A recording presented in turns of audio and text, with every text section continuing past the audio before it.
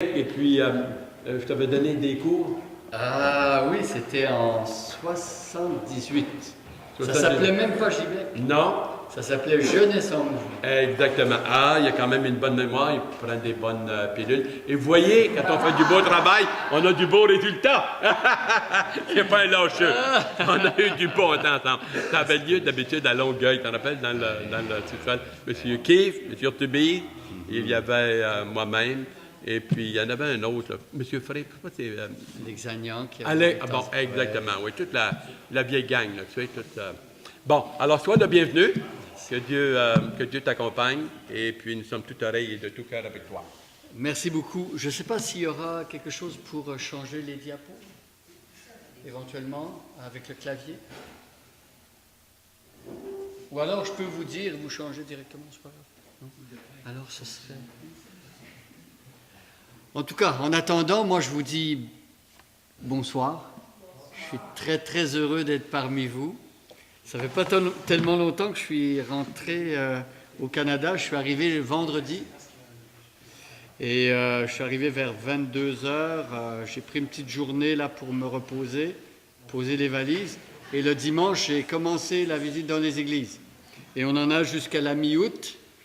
Donc c'est toujours un flash, ça va vite. Et on essaie de voir le maximum de partenaires, et il y en a plusieurs. Et donc, la famille n'est pas encore ici. La famille va arriver le 2 juillet pour la simple et bonne raison que l'école n'est pas terminée là-bas. Mais j'ai un de mes fils, le plus grand, qui va avoir 20 ans, qui a fait une année à l'Université de Montréal. Donc, il est rentré ici au Canada. Ça s'est bien passé. Il a trouvé un job d'été. Malgré les grèves, il travaille dans un hôtel et plongeur. Donc, très content. C'est celui pour qui vous avez prié souvent parce qu'il a des problèmes légers syndrome d'Asperger. Et malgré tout, il a voulu venir ici au Canada tout seul pour étudier. Il a vécu dans une famille chrétienne de l'église de Rosemont et il a même trouvé un job. Alors, on voit que le Seigneur est dans sa vie, le Seigneur le bénit et même au-delà de ce que nous, les parents, on aurait pu penser. Parce que quand il était petit, on se disait, est-ce qu'il va pouvoir être autonome? Qu'est-ce qu'il va pouvoir faire? Et à chaque étape, le Seigneur nous a montré que ça pouvait aller plus loin que ce qu'on pensait. Donc on le bénit. Alors on peut lancer le petit clip au début. Ceux qui ont prié pour nous en 2009, on a passé l'année.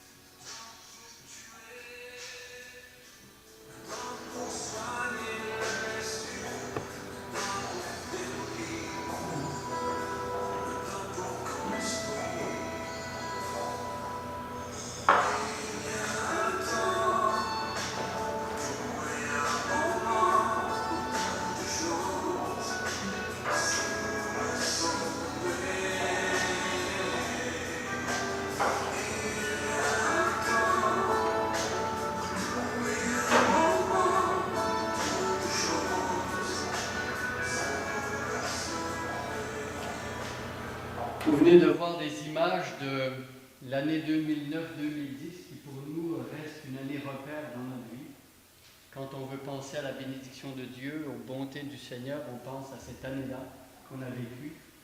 J'étais au Canada pour faire une tournée dans les églises et lorsque je suis allé voir mon médecin pour un examen de routine, donc quand je suis allé voir mon médecin pour un examen de routine, il a remarqué une bosse, un nodule de 5 cm sur mon cou là, et il a dit, monsieur, il faudrait que vous alliez faire une échographie. Je suis allé faire une échographie, et là on m'a dit, écoutez, je pense qu'il faudrait faire une biopsie, et suite à la biopsie, on a découvert que c'était cancéreux, donc un nodule de 5 cm, gros comme une balle de ping-pong, ici, et plusieurs de ce côté-là, j'avais du mal à avaler. Je me suis fait opérer, la famille a dû rentrer au Canada toute l'année, Ils avaient commencé l'année scolaire là-bas en France. C'était très, très pénible pour eux. Ils pleuraient. Ils ne voulaient pas être au Canada. Il a fallu trouver une école française pour eux à Montréal, le collège Stanislas. Il a fallu trouver un médecin pour m'opérer. Il a fallu trouver un appartement où vivre. On n'avait rien, on n'avait pas de meubles. On a tout laissé là-bas. Et à chaque étape, le Seigneur a pourvu. On a eu une voiture pour $1. On a reçu une bourse du gouvernement français qui a couvert 70% des frais de scolarité qui auraient coûté autrement $20 000. On avait accumulé un déficit de $10 000 parce que quand on vient, il faut louer des voitures, on fait des voyages, il faut louer des appartements. Et il y a eu à un moment donné un chrétien qu'on ne connaît même pas de l'Ontario qui nous a demandé le numéro de compte et il a fait un virement et il a couvert la dette de $10 000 en un seul don. Et moi, j'ai été opéré le 2 novembre en 2009. Je suis sorti d'hôpital le 4 novembre. Le 11 novembre, j'ai eu les résultats de l'opération. Et on m'annonçait que malgré le diagnostic de cancer, quand ils ont enlevé la glande, ils ont analysé, il n'y avait plus de traces de cancer du tout. Alors je me suis senti un petit peu comme l'aveugle-né dans Jean 9. Pose des questions, qu'est-ce qui s'est passé? Moi, je ne sais pas. J'étais malade et maintenant je suis bien. Voyez-vous, les médecins peuvent se parler entre eux. Moi, j'ai téléphoné à mon médecin à Toronto, j'ai demandé, monsieur, le dossier, regardez bien, est-ce que vous n'avez pas fait d'erreur? Et lui, il m'a assuré que sur son dossier, ce qu'il voyait, c'était du cancer. Et après l'opération, il n'y avait plus de cancer. Alors, je loue le Seigneur, pas de chimiothérapie, rien du tout. J'ai senti que le Seigneur avait fait quelque chose de grand, de glorieux. Parfois, Dieu agit autrement. Hein? Dieu se glorifie autrement. Mais pour nous, il semblerait que Dieu voulait nous appeler ici, à l'écart, et parler à notre cœur et nous donner une année où il allait s'occuper du serviteur. Vous savez, nous, les missionnaires, on pense souvent au service. On sert le Seigneur et c'est le service en premier. Et Dieu, à un moment donné, il dit, tiens, toi, tu viens ici. Le service, tu vas voir, je vais te montrer que quelqu'un peut le faire. Tu n'es pas indispensable. Mais moi, je veux m'occuper du serviteur. Et le Seigneur, il s'est occupé du serviteur. Et il a parlé à notre cœur. Et ce que je vais vous montrer pour la suite, c'est un petit peu le résultat de ce que Dieu nous a montré pendant cette année de grâce quand j'ai été malade. Alors, où est-ce que j'appuie ici pour changer les... Sur les flèches au bas ou... OK. Ah, voilà. C'est bon? OK. Alors, oui, ça c'est l'histoire de... Vous pouvez lire ce que je viens de vous dire. Attendez, qu'est-ce qui se passe? Ah oui, non, c'est un peu... Ouais. Les enfants quittèrent leur église, leur école, leur ami. Ouais. Voilà. OK. OK, ça marche. Pour se retrouver du jour au lendemain à Montréal. La famille était réunie, mais sans logement ni voiture. L'église baptiste de Rosemont nous a chaleureusement accueillis le temps de trouver un toit. Après 3 semaines de camping, le Seigneur a pourvu à une maison. Ce que je ne vous ai pas dit, c'est qu'on a atterri dans Outremont, à quelques pas du collège Stanislas, à pied 7-8 minutes. Une famille qui nous logeait ou qui nous a loué l'appartement, c'était des Italiens. Pendant qu'on est arrivé, eux, ils étaient encore en Italie. Quand ils sont revenus de l'Italie au mois de novembre, un soir, j'ai parlé avec eux dans la salle de lavage et j'ai dit que j'étais pasteur, que j'étais malade et... Elle m'a dit, ah c'est drôle, mon mari lit la Bible et il voudrait bien que mes enfants lisent la Bible aussi. Alors on a commencé à parler avec ces gens-là et le jeune a accepté le Seigneur. On s'est dit, est-ce qu'il y a un pilote dans l'avion? Oui, un pilote dans l'avion. On n'est pas tombé là pour rien. C'est le Seigneur qui avait tout orchestré, du début à la fin. Et on loue Dieu pour ça. Alors, les enfants ont repris le chemin pour parler de la bourse de l'État français qu'on a reçue. On a pu commencer à prendre soin, ça c'est Janine qui écrit, notre cher Pierre, c'est pas moi là, hein. C'est ma femme. De plus en plus incommodée par la maladie. À la fin, je pouvais à peine avaler, j'étais vraiment pas bien. J'étais comme une personne âgée, je marchais, puis j'étais toujours essoufflé. 2 novembre, Pierre est opéré, il rentre pour récupérer en attendant le début des traitements. 11 novembre, c'est quoi le 11 novembre? Quel jour c'est? Le jour du souvenir. J'ai appris que j'étais guéri le jour du souvenir. On avait Carole Allard à la maison, elle attendait qu'on rentre de l'hôpital pour les résultats et quand on a dit, le médecin a dit qu'il n'y a pas de cancer, elle saute de joie, elle a dit « je vous invite au restaurant ». On est allé au restaurant avec elle. Elle m'a dit, Pierre, tu sais quel jour on est? On est le jour du souvenir. C'est comme si Dieu me disait, Pierre, tu vas élever un autel à l'Éternel et tu vas te rappeler toute ta vie de ce que Dieu a fait là, le jour du souvenir. Et je m'en souviens. 11 novembre. Alors oui, il y a eu tellement de bénédictions. Tellement. On ne peut pas tout dire. C'était vraiment une année de grâce. Nous avons tous été comblés de ses richesses. Il a déversé sur nous une grâce après l'autre. C'est notre histoire de 2009-2010, ce qui fait qu'on est retourné après à Noisy-le-Grand avec un état d'esprit différent. Dieu, pendant l'année, nous avait parlé, nous avait montré sa puissance et on se sentait porté par lui. Vous avez une image ici du groupe de maison. 2 jours avant que je quitte la France pour venir ici au Canada, on a fait un grand repas et il y avait les membres de notre groupe de maison qui s'étaient réunis pour une petite fête parce que, je vais vous le dire un peu plus tard, on va quitter Noisy-le-Grand. En rentrant après le mois d'août, on va commencer un nouveau ministère. Alors c'était un moment assez chargé en émotions parce qu'on disait aussi en même temps adieu à nos amis de l'église de Noisy-le-Grand. On a servi le Seigneur pendant 5 ans. Quand on est arrivé il y a 5 ans, il y avait une vingtaine de personnes. Et dans sa bonté, le Seigneur a permis que maintenant il y a à peu près 60 personnes. Et à la périphérie de l'église, une autre trentaine de personnes, ce qui fait que si tout le monde, ça n'arrive jamais, mais si tout le monde venait, il y aurait 90 personnes et on n'aurait pas assez de place dans les locaux. Mais Dieu est bon. Alors je vais vous raconter l'histoire d'Odette. Odette, c'est notre voisine. Odette, elle envoie son fils Johan à l'école à 2 pas de chez nous et Johan est dans la classe d'Anne-Sophie. C'est arrivé que Johan vient de manger à la maison, copain avec Anne-Sophie. Et Johan s'était échappé une fois, il nous avait dit « Papa et maman, ça ne va pas très bien ». Et il parlait de divorce. Vous savez, les enfants, ils disent des choses qu'ils ne devraient pas dire des fois. Alors nous, on n'avait rien dit, on avait gardé ça dans notre cœur, mais on priait pour ce couple-là. Un jour, un lundi, après l'école, moi j'attendais Anne-Sophie, Odette est venue me voir directement. Elle a dit, mon beau-frère m'a amené dans une église évangélique et là, Dieu m'a percuté. C'est ses paroles à elle. Dieu m'a percuté. Et donc, elle dit, vous, je sais que tu es pasteur, qu'est-ce que vous enseignez, vous êtes qui? Ça m'a surpris qu'elle vienne me poser une question aussi directement. Il y a 6 mois, Odette, elle disait encore qu'elle était athée.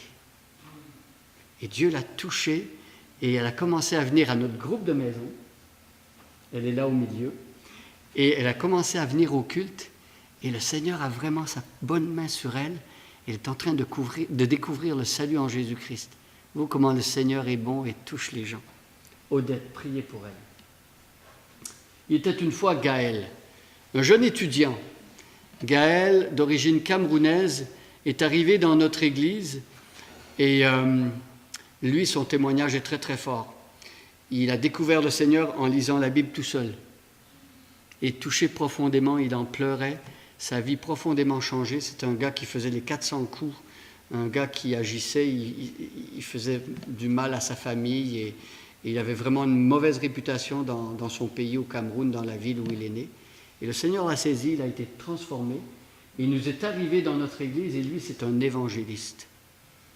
Lui, il nous amène des nouveaux à l'église très très régulièrement et dans notre groupe de maison. Mais lui, il veut se développer pour annoncer l'évangélisation, il veut se former et il m'a pris un petit peu comme son mentor. C'est lui-même qui m'a demandé s'il pouvait m'accompagner quand je vais faire des tables de livres, quand je fais de l'évangélisation, des visites, des sondages. Il veut apprendre.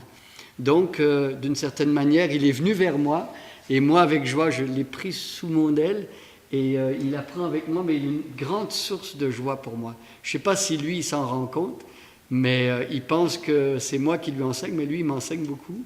Et lui, il me procure beaucoup de joie.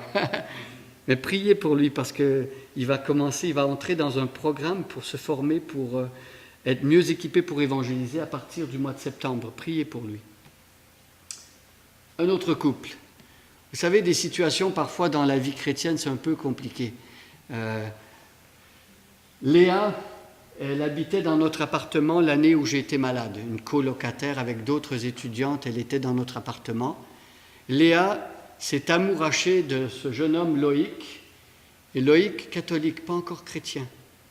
Et donc, les gens de l'église lui ont dit, écoute, tu veux te marier, toi, chrétienne, avec un non-chrétien, tout ça.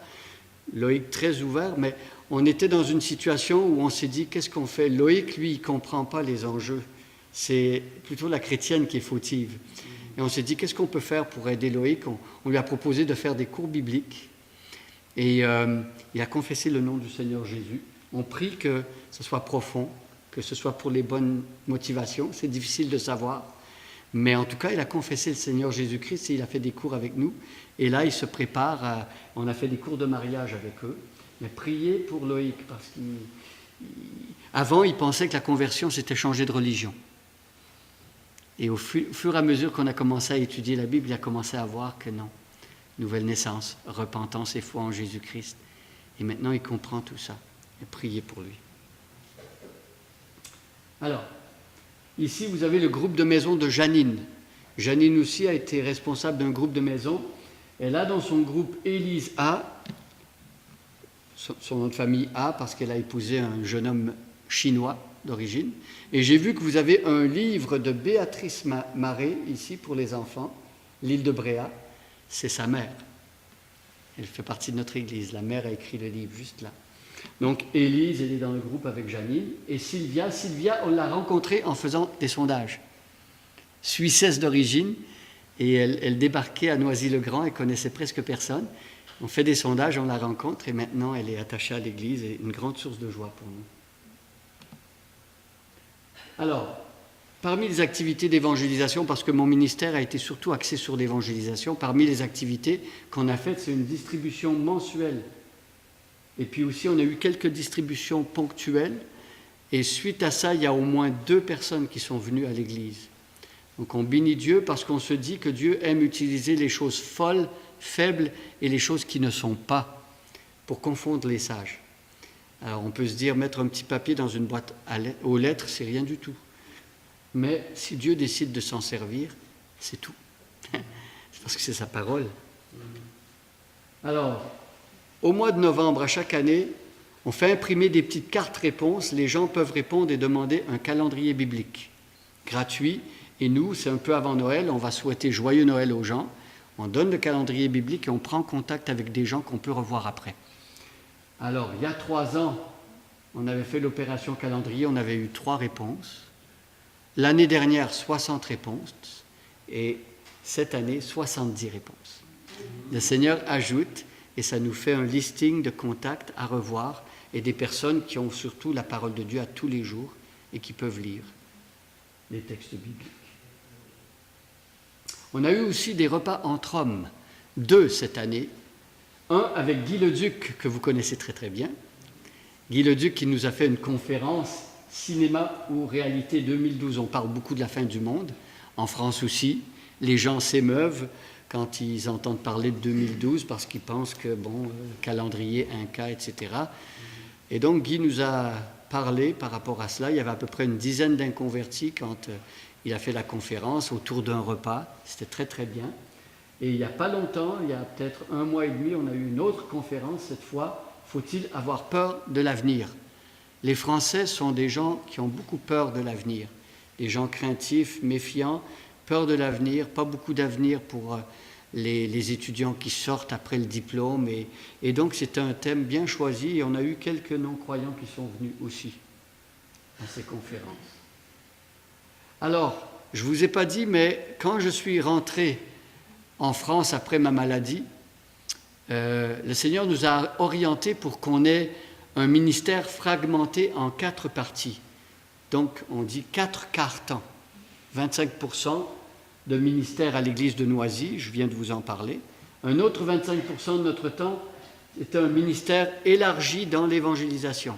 C'est-à-dire que le ministère consistait à aller aider d'autres églises qui avaient besoin d'encouragement ou de quelqu'un pour faire un stand biblique, table de livres dans la région. Donc l'évangélisation. Je me suis retrouvé par exemple une fois par mois à prêcher à Clé-Souilly, une église sœur. Et donc j'ai aussi animé un cours qui s'appelle « Être témoin dans la vie quotidienne ».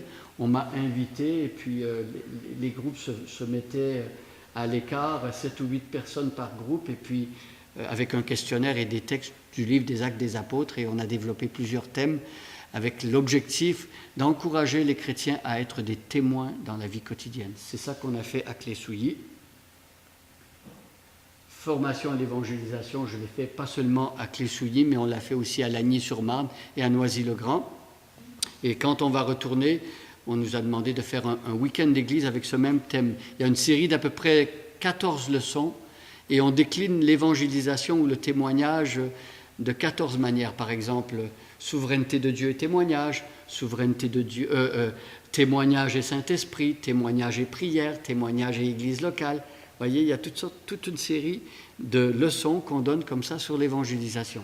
Et j'ai fait ça dans le cadre du ministère du 25% des églises de la Brif. Alors, on m'a demandé aussi, en revenant, parce que je commence à prendre un peu d'âge, je pense toujours que je suis jeune, mais apparemment les jeunes pensent que je suis un peu vieux, donc ils demandent que je fasse un suivi pastoral. On est arrivé à une saison dans notre vie où les gens les plus jeunes pensent qu'on est un peu plus âgés, donc ils demandent qu'on aille voir les jeunes pasteurs. Donc, par exemple, 2 jeunes pasteurs à l'église de Brie-sur-Marne et de Garenne-Colombe. J'ai rencontré les pasteurs et le conseil de l'église pour voir un peu comment ça allait. Tout ça, ça faisait partie du 25% de mon temps accordé à l'association régionale en France. Et cette année, j'ai commencé à aller dans les prisons pour prêcher. Et je dois dire que ça m'a beaucoup touché. La dernière fois que je suis allé, il y avait un détenu comme ça qui était à genoux par terre et il demandait pardon. Et ces gens-là, on n'a pas besoin de leur dire qu'ils sont coupables. Ils le savent. Et on a besoin de leur présenter quelqu'un qui pardonne leurs péchés, parce qu'ils portent une culpabilité terrible. Et c'était très touchant de voir ces gens-là prêts à se repentir et qui cherchaient à être libérés de leur culpabilité. C'était vraiment très très fort. Donc dans cette prison-là, avec le pasteur aumônier Thierry Hirschi. Aussi, j'ai aidé cette année l'église de Nogent-sur-Marne avec un stand biblique le samedi matin dans une ville très riche de l'Est parisien qui s'appelle Nogent-sur-Marne. Alors on s'est demandé, est-ce que les gens riches vont s'intéresser à l'Évangile? J'ai été vraiment surpris de découvrir que ça se fait d'une manière différente. Ce n'est pas les mêmes besoins que dans des milieux plus pauvres, mais on a rencontré là des gens riches, mais qui ont soif de quelque chose et qui vivent des problèmes et qui ne savent pas vers qui se tourner. Une femme, par exemple, à qui je parlais, et tout bonnement, je ne sais pas pourquoi, même j'ai commencé à parler de ça, j'ai parlé de mon expérience de cancer, et alors que je lui parlais, elle me dit « Moi aussi, monsieur, j'ai un cancer ». Et là, je me suis trouvé à lui dire « Madame, est-ce que vous avez déjà pensé qu'il y a des gens qui peuvent prier avec vous? Vous portez un lourd fardeau. » Et je dis « Voyez, il y a une église ici, si vous voulez, le mercredi soir, pourquoi vous n'iriez pas demander aux chrétiens de prier avec vous ?» Elle est allée à l'église le mercredi, madame, une non-chrétienne. Et les gens ont des besoins, hein, même s'ils sont riches, même s'il semble qu'ils ont tout, ils ont des besoins. Et là, la femme, elle est venue à l'église. Une autre dame aussi est venue à l'église. Là, au stand biblique que vous voyez, je travaille avec un Catalan, un Espagnol de Barcelone, et avec un Kabyle, arrière-plan musulman. Alors là, vous voyez l'ex-musulman parler à une autre musulmane. C'est extraordinaire. Hein? Parce qu'il y a des musulmans un peu partout en région parisienne. 10% de la population française musulmane. Alors c'est presque inévitable, nous, quand on sort pour parler de l'Évangile, il faut parler à des musulmans. Et on est très très surpris de voir qu'eux, ils aiment parler de Dieu. Et il y a des gens, moi je vais vous en parler un peu plus tard avec d'autres diapos, mais il y a des musulmans avec qui on a pu même prier et ils voulaient confesser le nom du Seigneur Jésus. Alors, l'autre 25%, je vous ai parlé de 25% ministère régional, mais 25% à l'église de Noisy-le-Grand. Il y a un autre 25% de notre ministère qui était parmi les musulmans, justement. On m'a demandé de faire une traduction d'un cours style alpha, ça s'appelle le cours Alif, et de l'anglais au français, donc j'ai fait un peu de travail là-dessus. Et puis on a eu des stands sur les marchés à Paris, dans des secteurs, on avait ciblé volontairement des secteurs où il y avait beaucoup de musulmans. Donc on s'est retrouvés à témoigner. Le gars qui a la main levée comme ça, là, c'est un Égyptien qui parle arabe et qui prêche l'évangile avec nous. Un chrétien égyptien, et quand on a des contacts arabes, il va directement vers eux et il leur parle dans leur langue et il explique l'évangile. L'équipe qu'on a au marché, là, il y a un Kabyle, des Algériens, il y a des Égyptiens, un Australien. Je pense qu'on doit être une dizaine de nationalités, là, juste là, pour annoncer l'évangile. Et les gens sont très surpris de voir qu'on est tous unis. Peu importe l'arrière-plan, la langue qu'on parle, on est tous unis en Jésus-Christ. Et justement, je vous disais qu'il y a eu des personnes, c'est arrivé. Moi, personnellement, j'ai prié avec un gars, là, Mohamed, qui voulait confesser Jésus-Christ dans sa vie, comme Seigneur et Sauveur et Fils de Dieu. Et tout de suite après qu'on ait eu fini de prier, il y a un grand gars avec ses costumes religieux, là, le petit truc sur la tête et la grande tunique, qui vient me voir et il me dit « Vous n'avez pas le droit de faire ça ». Et là, on voit quand même que c'est un combat spirituel. On n'avait pas fini de parler à ce jeune homme-là qui confessait le Seigneur, que l'autre musulman arrivait pour nous arrêter. Et là, on a parlé avec lui, mais c'est pour dire que ces dernières années, même dans les médias français, on en a parlé. Je pense que des dernières 10 années, il y a eu 10 000 musulmans qui se sont convertis en France. Donc, est-ce que les musulmans se tournent vers le Seigneur? Aujourd'hui, oui. Oui. Et je pense que nous, il faut être conscients au Québec qu'il faut parler du Seigneur Jésus. Certains ont vraiment peur du terrorisme ou ont peur que nos pays deviennent musulmans parce que eux, leur objectif, c'est de conquérir tout le monde. Vous savez, c'est quoi le meilleur remède à ça? Prêcher l'Évangile. Hein? Si le gars il se convertit, il ne va pas convertir les autres à l'islam. Comment est-ce qu'on peut empêcher? C'est des gens qui ont plutôt l'attitude protectrice et puis on a peur d'eux. Mais moi, je pense qu'il faut avoir plutôt une attitude d'amour, d'aller vers eux et de prêcher l'Évangile parce qu'ils en ont besoin. Et une fois convertis, ces gens-là, ils ne vont pas prêcher l'islam. Ils vont prêcher l'Évangile comme ceux que vous voyez là. Donc, 25% du temps sur les marchés. Le dernier quart-temps, c'est un ministère de mission à court terme. Le bureau de l'association m'a demandé si je pouvais être la liaison entre Fellowship International, JBEC et le chant en France. Ce qui fait qu'on a relancé ces dernières années des équipes JBEC Outre-mer. L'année dernière, on a eu une équipe de JBEC de 5 ou 6 personnes. Mon fils Joël faisait partie de l'équipe. Et on a fait 3 villes en France. On a fait Noisy-le-Grand, Esbly et Marseille. Et à Marseille, c'était un témoignage parmi les musulmans. Donc une équipe JBEC. Et cette année, priez pour eux. Il y a encore 6 ou 7 personnes qui vont partir. Moi, je ne serai pas là, mais ils vont aller à Clé-Souilly, ils vont aller à Brie-Comte-Robert et ils vont aller à Charleville-Mézières, dans le nord de la France, avec Guy Leduc. Et ils vont prêcher l'Évangile. Mais c'est un objectif aussi de penser que peut-être même dans votre église ici, l'année prochaine, disons, l'été prochain, il y aurait, par exemple, 1-2 personnes de Chicoutimi-Jonquière qui partiraient pour faire JBEC Outre-mer en France. Ça pourrait être un sujet de prière. Oui. Combien ça coûte pour la l'année dernière, on avait un budget de 2 500 $, je pense. Billets d'avion et séjour compris. Par personne. Oui. Par jour. Oui. Et donc, pardon? Vous venez de l'église locale?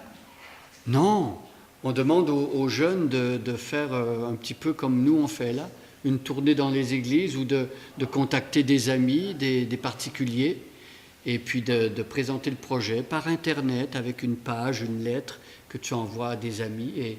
Et ceux qui sont venus l'année dernière, ils ont amassé leur soutien. Ils l'avaient. Et ils reviennent. Écoutez, moi je dis que c'est tout bénéfice pour l'Église locale.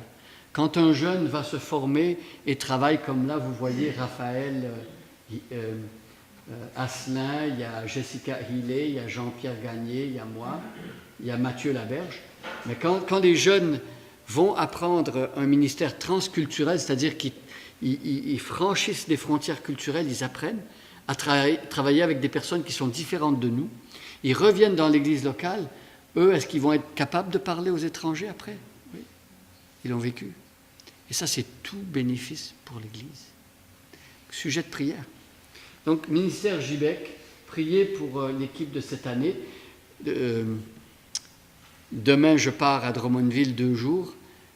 Dimanche, je prêche à Mont-Saint-Hilaire. Et puis après, on va à Saint-Césaire chez Jean-Pierre Gagné faire une formation pour les jeunes là. On va les rencontrer et puis on va leur parler du choc culturel. On va leur parler de l'adaptation, de toutes sortes de questions importantes pour eux avant de partir dans un pays étranger. Parce que c'est vrai que quand on va prêcher à l'étranger, on ne va pas prêcher à un Français nécessairement de la même manière qu'à un Québécois. Il faut tenir compte de la culture. Le message ne change pas, mais l'enveloppe est différente. Donc c'est ça qu'on veut aussi apprendre à nos jeunes quand ils partent en France. Et à un musulman, c'est encore différent. Il faut tenir compte de certaines choses. Pour un musulman, il y a certaines choses que nous, on va dire, les chrétiens, ça peut fermer la porte pour une conversation. Si on commence avec Jésus, fils de Dieu, par exemple, tout de suite, il ferme la porte. Il ne veut plus parler. Donc, il y a des moyens d'en venir à Jésus, fils de Dieu, mais tu ne commences pas par ça. Vous voyez? Donc, ça fait partie de l'apprentissage du ministère transculturel. Et c'est important, je pense. Voilà. Les musulmans, pendant l'année, j'ai fait une formation en islamologie. Donc, on apprend nous-mêmes qu'est-ce que c'est l'islam, comment parler à des musulmans, etc. Toutes les questions qui entourent le ministère parmi les musulmans. On a fait un voyage d'exploration à Marseille. On a été évangélisé avec l'équipe Gibec, mais pas seulement, avec une équipe égyptienne d'OM à Paris. J'ai fait une présentation sur l'islam à l'église de Noisy-le-Grand. Et il y a un endroit à Paris qui s'appelle la Casbah évangélique. Il y a des chrétiens qui ont loué un local et ils ont tout décoré comme si c'était une mosquée. Et quand tu rentres là, tu enlèves les chaussures. Mais c'est chrétien. Et les orateurs sont chrétiens. Mais le musulman qui vient, non-croyant, qui entre là, il se sent comme dans une mosquée. Et là, on prêche l'évangile, on sert des produits de chez lui, des petits gâteaux nord-africains ou marocains, ou peu importe. Et là, ils entendent l'évangile. J'ai eu l'occasion d'aller dans ce lieu-là à quelques reprises et j'ai même amené mes enfants là pour qu'ils voient de quoi ça avait l'air. Alors, mission court terme, j'en ai parlé. Voilà les équipes. L'équipe de l'année dernière, Jean-Pierre, il y avait moi, Jessica, Joël et Raphaël. Et ils ont fait des clubs d'enfants. Là, on voit, ils ont prêché dans les églises, on a fait des marchés. Alors, dans le sud de la France, on a été aussi dans les marchés. Et on a fait des soirées québécoises. Sirop d'érable, poutine, tout ce que vous voulez. Oui, certains aimaient, certains, bon. Mais c'était l'idée de leur faire goûter et qu'ils découvrent notre culture. Chant folklorique. Et à la fin du programme, progressivement, on commence avec le folklore, la culture, et progressivement, on amène le côté spirituel avec les témoignages, le message. Et les gens apprécient beaucoup. Les Français aiment beaucoup tout ce qui est culturel. Et nous, les Québécois, on a un avantage par rapport à certaines personnes, c'est que les Français nous aiment. Ils nous appellent les cousins du Nouveau Monde. Donc, c'est bien d'envoyer des Québécois annoncer l'Évangile parce que les Québécois, nous, on peut aller où les Français ne peuvent pas aller. On peut se permettre des choses, de dire des choses que le français ne pourrait pas dire, parce qu'il y a un capital de sympathie par rapport à notre culture. Ce qu'on aimerait, par rapport à ces équipes-là, on aimerait qu'il y ait un vrai partenariat entre la France et le Québec, de sorte que nous, on envoie des Québécois là-bas pendant l'été, mais on aimerait que des Français viennent faire Gibek chez nous. Une équipe de Français. Ce serait la réciproque. Parce qu'on croit que maintenant, les Français sont mûrs pour aussi donner. Parce qu'il ne faut pas simplement recevoir, il faut donner. Et puis pour eux, ce serait bien aussi de connaître l'expérience transculturelle. D'aller annoncer l'Évangile à d'autres cultures aussi, comme au Québec. On pense que ce serait bien pour eux. Donc j'ai parlé du ministère qu'on a eu depuis 2010, de 2010 à 2012. Donc j'ai expliqué qu'on allait quitter maintenant Noisy-le-Grand après 5 ans. Perspective d'avenir en 2012. Le 13 août, on rentre en France. On a une semaine pour poser les valises. On a une semaine de conférence en Pologne et au début septembre, on commence un nouveau ministère à Lagny-sur-Marne, une grande église qui va démarrer un projet pionnier, une église fille. Et donc, ils ont un modèle qui suit, c'est le modèle des églises mobiles, un peu comme les équipes de l'apôtre Paul. Quand vous lisez le livre des Actes des Apôtres, je ne sais pas si vous avez remarqué ce petit détail-là, Paul, il va dans une ville, mais il y a une équipe qui le suit. Il y a des collaborateurs. Et très souvent, c'est les mêmes collaborateurs. Et ce qui se passe, c'est que Paul, il travaille avec une équipe, il annonce l'Évangile, et ensuite il installe un pasteur et l'équipe s'en va ailleurs. Vous avez remarqué ça? C'est un peu ce modèle-là qu'on voudrait suivre à Lagny-sur-Marne. Moi, avec Janine, on ferait partie d'une équipe mobile. On aurait un projet sur le Val d'Europe, à peut-être 5 km de Disneyland. Val d'Europe, c'est une région qui compte 5 villes nouvelles et il y a 30 000 habitants actuellement et d'ici quelques années, il y en aura 60 000 et c'est en train de se développer. Et le Val d'Europe, c'est la région de France la plus dynamique économiquement actuellement. Donc, il y a beaucoup à faire dans cette région-là. On a une image de l'église à Lagny ici.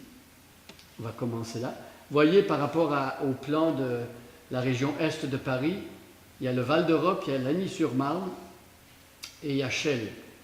Alors, lorsqu'on aura fini au Val d'Europe, l'autre projet, immédiatement après, ça sera Chelles, la plus grande commune de Seine-et-Marne, où il n'y a pas de témoignage évangélique encore. Donc voilà, les équipes mobiles. Implantation à Val d'Europe. Ah, ça, c'était une petite réunion. Je veux vous parler de Bruno et Betty. Il s'est trouvé qu'il y a 2 ans, ma fille faisait des cours de gymnastique. Et j'allais la conduire à Noisiel pour ses cours de gymnastique. Et c'est arrivé, je ne sais pas trop comment, je parlais anglais avec Anne-Sophie. Et le monsieur là, qui s'appelle Bruno, on ne le voit pas parce que c'est sombre, mais il s'appelle Bruno, le monsieur, il m'a entendu parler anglais. Lui, c'est un monsieur qui vient de l'Afrique anglophone. Et donc, ça l'a intéressé tout de suite. D'où est-ce que vous venez? Du Canada? Qu'est-ce que vous faites ici? Je suis pasteur, missionnaire. Et là, il s'intéresse à tout ça. Et on commence à parler de l'Évangile avec lui. Et le monsieur, il a commencé à aller à l'église de Lagny et il habite au Val d'Europe. Et donc, il a commencé à aller aux réunions de cette église qui commence au Val d'Europe. Sa femme, et lui, c'est un businessman. Alors, quand je vous parlais des calendriers bibliques, je lui ai offert un calendrier biblique. L'année suivante, il m'en a demandé 10 et il les donnait à ses employés. Et l'année après, il m'en a demandé 20 et il les donnait à ses employés. Bruno. Sa femme, elle fait un stage avec France 2. Elle est dans le cinéma. Elle a démarré un festival afro-caribéen de films à Londres, en Angleterre. Et c'est elle, avec une autre personne, qui avait monté ce festival-là. Une fois, ils m'ont téléphoné quand j'étais malade, ça m'a beaucoup touché, de la France. Et une autre fois, je vais parler avec Bruno, il me disait sa femme était au Festival de Cannes. Donc, elle est dans ce milieu artistique où parfois, il n'y a pas beaucoup de chrétiens. Et on trouve ça intéressant de voir que Dieu est en train de toucher des personnes dans des milieux où on n'aurait jamais pensé que l'Évangile pouvait pénétrer. Vous voyez comment Dieu nous dirige pour parler à des personnes. On dirait que c'est un effet de hasard que sa fille fasse du ballet et que là on parle de l'Évangile. Mais ils se retrouvent dans l'église où on va travailler maintenant et ils sont dans des milieux où il n'y a peut-être pas beaucoup de chrétiens qui prêchent l'Évangile. Donc on est vraiment très touchés de voir comment Dieu agit. Chelles, une grande commune, la plus grande de Seine-et-Marne, après que l'église de Lagny ait installé un pasteur à Val d'Europe, le prochain projet, ce sera là. Et donc, nous, on va suivre le projet. On n'a pas besoin de déménager parce que tout ça, c'est en région parisienne. On peut garder l'endroit où on vit sans trop déranger les enfants et on peut, nous, se déplacer pour aller dans les villes à côté pour annoncer l'Évangile. Voilà. La famille, comment va les enfants? Vous avez Joël qui est à Montréal, qui étudie à l'université, il va avoir 20 ans, il a trouvé un job d'été, il n'a pas été touché par les grèves, lui. Je pense qu'il y a eu en tout 3 jours de grève, et après ça, il avait fini son année scolaire, il étudiait en maths, et donc il a pu trouver un job d'été dans le Vieux-Montréal, et il habite à Montréal. Mathieu, il va avoir 17 ans, Mathieu, c'est le plus grand de la famille maintenant, il est plus grand que Joël, il est plus grand que son père, et il va avoir 17 ans. Il lui reste une année au lycée et après, il va aller à l'université. C'est possible que lui aussi se retrouve au Canada, mais il n'est pas encore sûr. Anne-Sophie, il y a 2 semaines, elle a eu 11 ans. Elle, c'est sa dernière année de primaire, elle va au collège l'année prochaine. Ma femme Janine, elle enseigne l'anglais à la maison pour tous, donc ça lui permet aussi de faire des contacts. Et puis moi. Voilà, ça c'est notre balcon. On a fait pousser des fraises.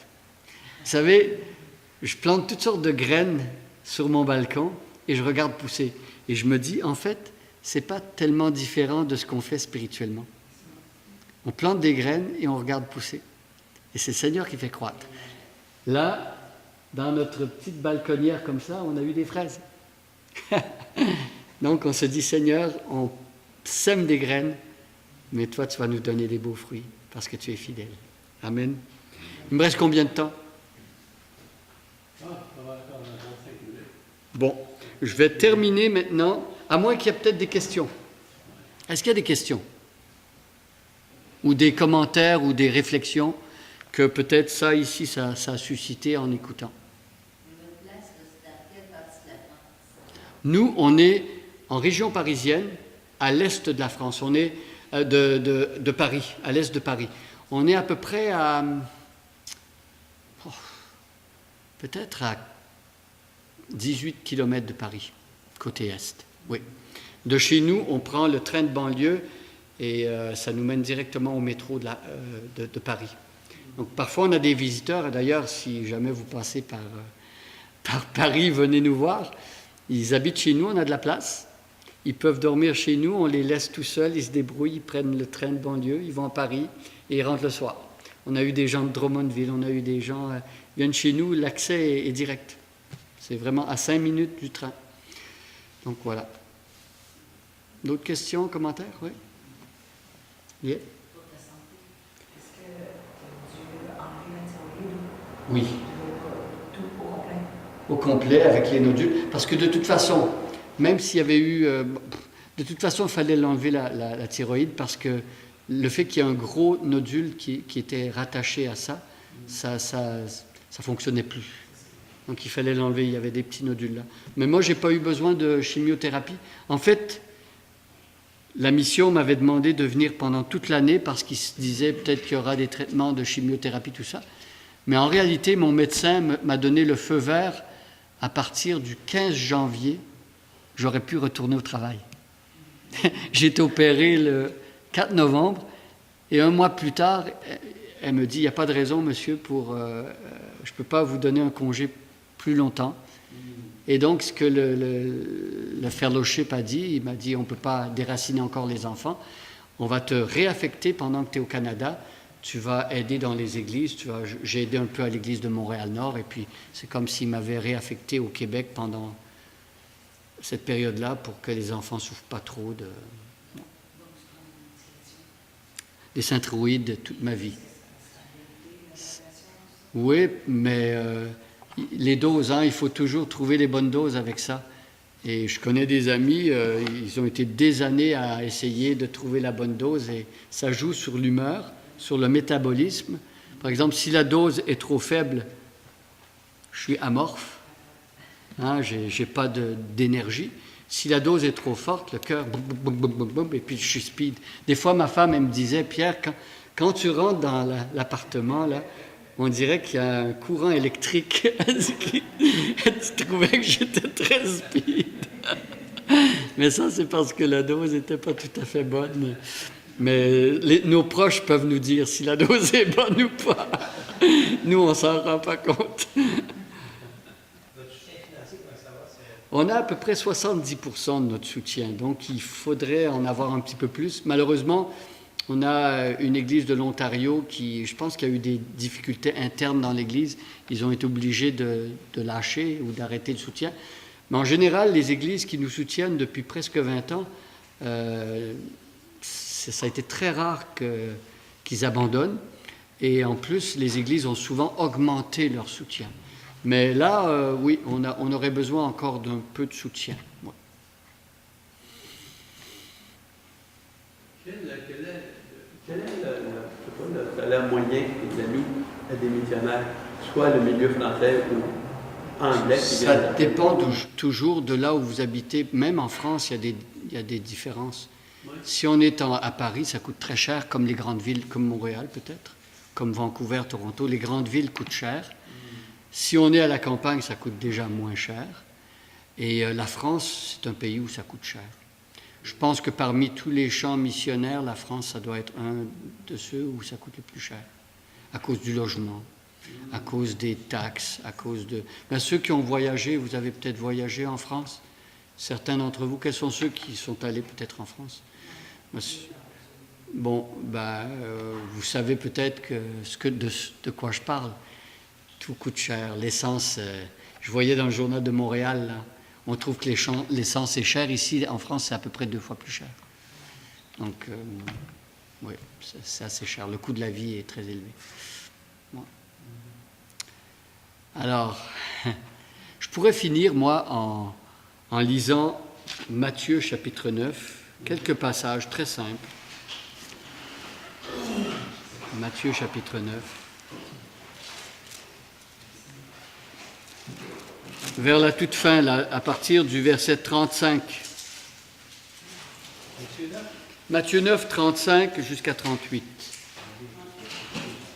Matthieu 9, 35 à 38.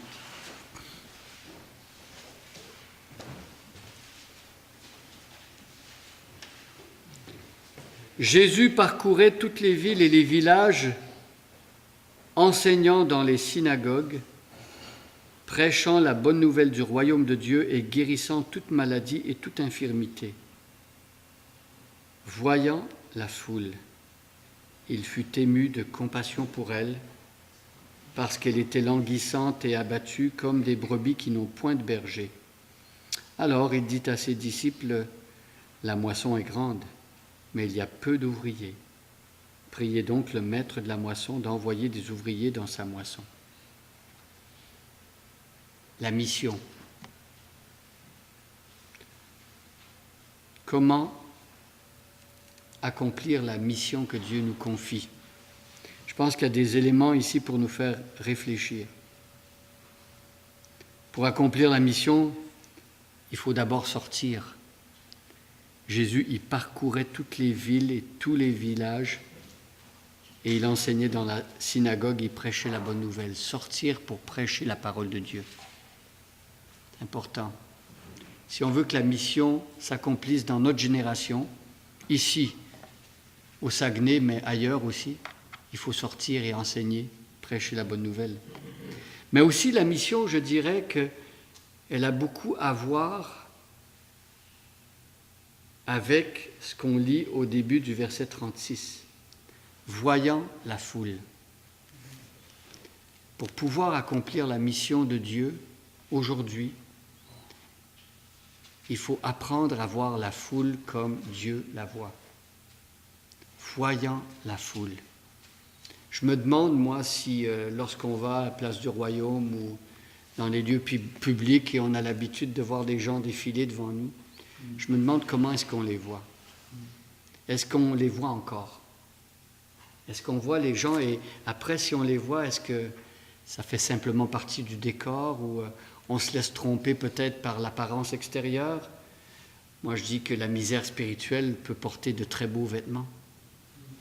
La misère spirituelle peut conduire une Lamborghini, costard cravate, voyant la foule. Comment est-ce qu'on voit les gens? Jésus pouvait accomplir la mission de Dieu parce qu'il voyait. Il voyait les vrais besoins. Il ne se laissait pas tromper par les apparences. Ce qu'il y a ensuite qui est important par rapport à la mission, c'est le petit passage qui suit. Il fut ému de compassion pour elle. Ému de compassion. Est-ce qu'on est encore touché par la misère et les besoins des gens qui nous entourent? Est-ce que ça t'est déjà même arrivé de pleurer en pensant aux besoins des gens autour de toi? Jésus se laissait toucher par les choses qui touchent le cœur de Dieu. Ça, c'est la devise de mission mondiale, vision mondiale. Se laisser toucher par les choses qui touchent le cœur de Dieu. Jésus était ému de compassion. Il se laisse toucher. C'est dérangeant de se laisser toucher. Hein? Je pense que parfois on préférait peut-être se mettre un voile sur la face et pas voir, ou parfois peut-être on banalise les choses qui peuvent se passer autour de nous. On est tellement habitué de voir toutes sortes de misères. Mais Jésus, lui, il ne banalisait jamais ces choses-là, jamais. Il était ému de compassion. Mais je dirais une chose, ému, on parle des émotions. Mais est-ce que la compassion, c'est juste des émotions? Est-ce que tu peux dire que tu as de la compassion si tu ne fais que pleurer? Et plus rien après. Moi, j'aime bien en anglais comment on traduit. Moved with compassion. Hein? Moved. Si on traduit le petit mot là, move, ça nous fait bouger. Ça nous fait bouger. Il faut que tes émotions te fassent bouger. Et parfois, là, ça va être le 1er juillet bientôt, I just moved. Déménager. Il faut que ta compassion te fasse déménager de là où tu es jusque là où les perdus sont. Ça, c'est de la compassion. Moved with compassion. Bouger, déménager de sa zone de confort jusque là où les gens sont. Là, les gens se perdent. Alors, le regard, la compassion. Compassion, 2 racines. C-O-M, avec, passion, pathos, souffrance. Souffrir avec. Souffrir avec. Jésus voyait des gens souffrir, il souffrait avec eux. Ému de compassion.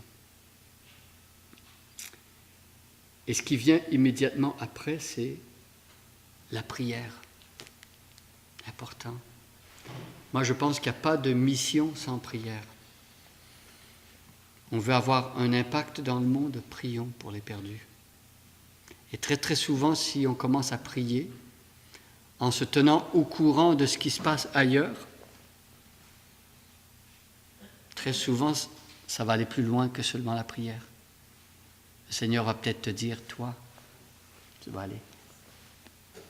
Mais priez, le maître de la moisson, d'envoyer des ouvriers dans sa moisson.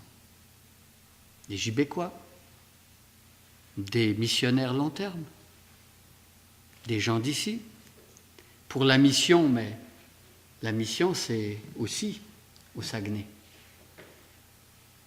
Mais en Galilée, dans toute la Judée, en Samarie et jusqu'aux extrémités de la terre. Qui sait si la prochaine fois où je viendrai ici, il n'y aura pas un de vous qui sera déjà parti pour un autre pays. Qui sait? En tout cas, que ce soit au loin ou auprès, prenons à cœur de prier pour la mission de Dieu. C'est de toute première importance. Et Jésus lui-même, quand il en parle avec beaucoup de passion et beaucoup d'enthousiasme, parce que pour lui, c'est quelque chose de prioritaire. N'oublions pas ça. Que Dieu nous bénisse ce soir.